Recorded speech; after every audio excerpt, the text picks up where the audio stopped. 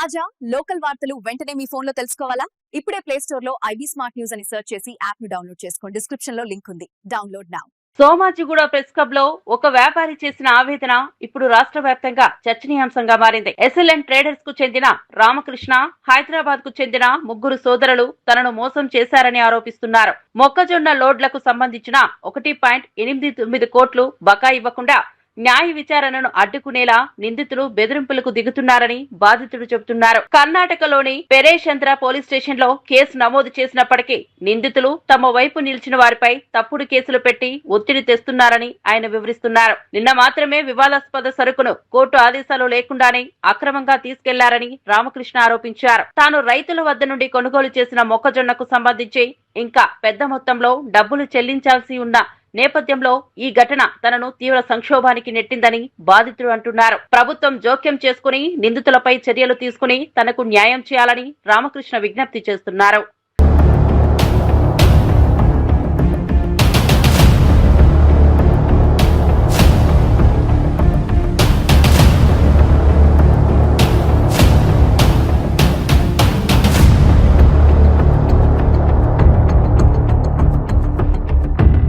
Somajiguda press club లో ఏర్పాటు చేసిన విలేకరుల సమావేశంలో SLN ట్రేడర్స్ కు చెందిన రామకృష్ణ తనపై జరిగిన ఆర్థిక మోసాన్ని మీడియా ముందుంచారు. 1 సంవత్సర కాలంలో 30 లారీల మొక్కజొన్న సరఫరా చేసినప్పటికీ హైదరాబాద్ కు చెందిన ముగ్గురు సోదరులు అక్బర్, నాసిర్, అహ్మద్ కలిపి 1.89 కోట్ల రూపాయల బకాయి ఇప్పటికీ చెల్లించలేదని ఆవేదన వ్యక్తం చేశారు. 2 నెలల క్రితం ఆరాంఘర్లోని వారి ఇంటికి పిలిపించి డబ్బులు సెటిల్ చేస్తామని చెప్పి తనపైనే బెదిరింపులకు దిగారని రామకృష్ణ ఆరోపిస్తున్నారు. ఈ ఘటనపై కర్ణాటకలోని పేరేసంద్ర పోలీస్ స్టేషన్లో కేసు నమోదైంది. అయితే చట్టపరమైన ప్రక్రియ కొనసాగుతుండగానే నిందితులు తమకు సహకరించిన పవిత్ర కోల్డ్ స్టోరేజ్ యజమానిపై తప్పుడు కేసు FIR నమోదు చేయించారని ఆయన ఆరోపించారు.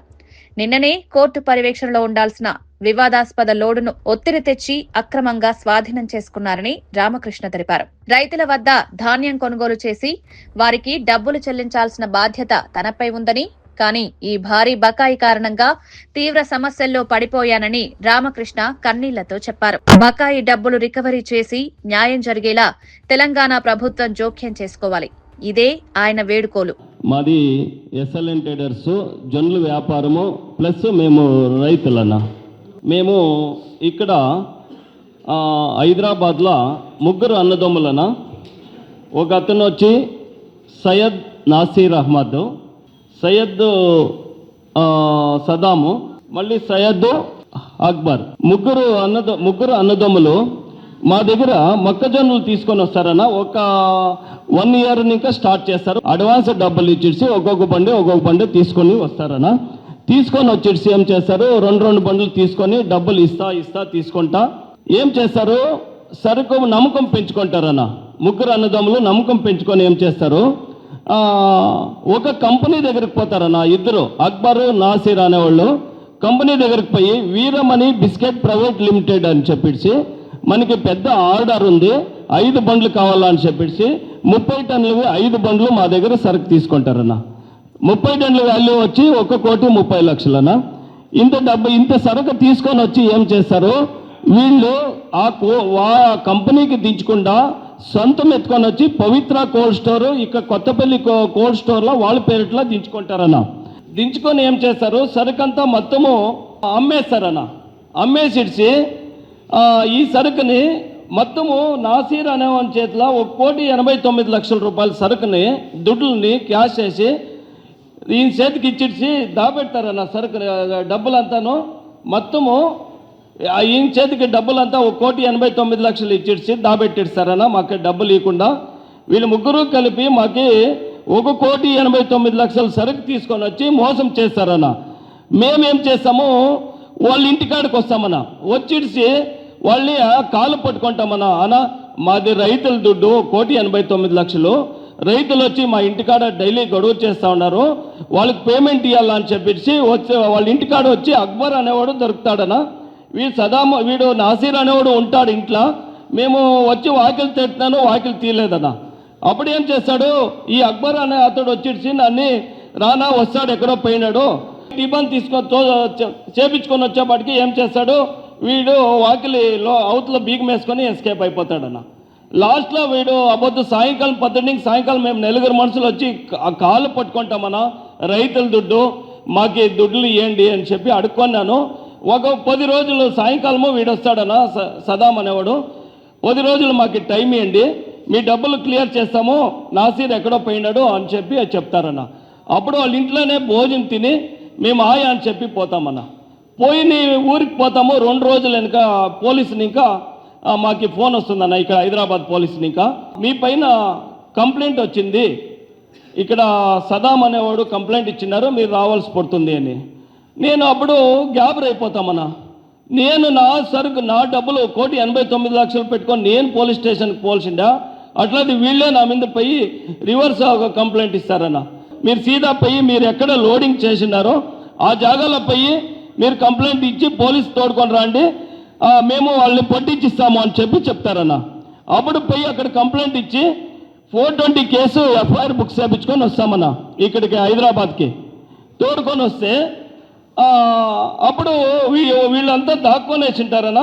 వీడు అక్బర్ అనేవాడు మాత్రం దొరుకుతాడన్నా.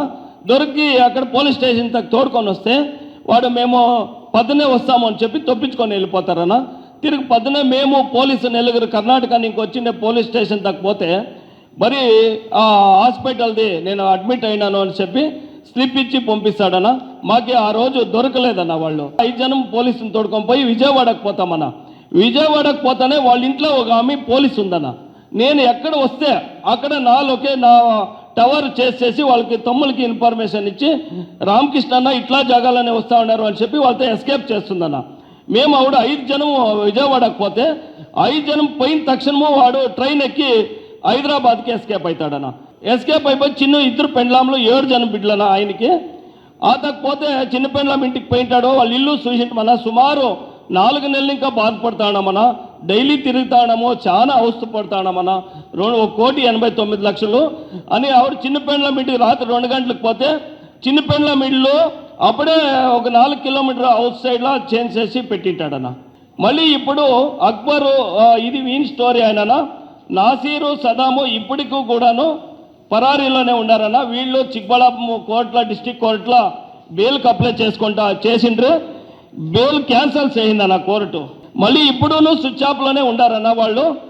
సరుకు ఇక్కడ మేము పోలీస్ స్టాప్ చేపించిన సరుకుని మళ్ళీ కోల్డ్ స్టోర్ వాళ్ళ మీద కంప్లైంట్ ఇచ్చేసి సరుకు అంతా ఎత్తుతున్నారన్న.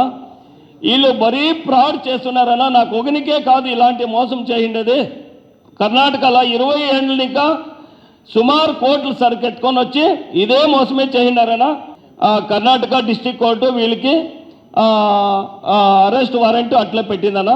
మళ్ళీ కోర్టుకి హైకోర్టుకి వీళ్ళే వేసిన అప్పీల్ పోయినారన్న.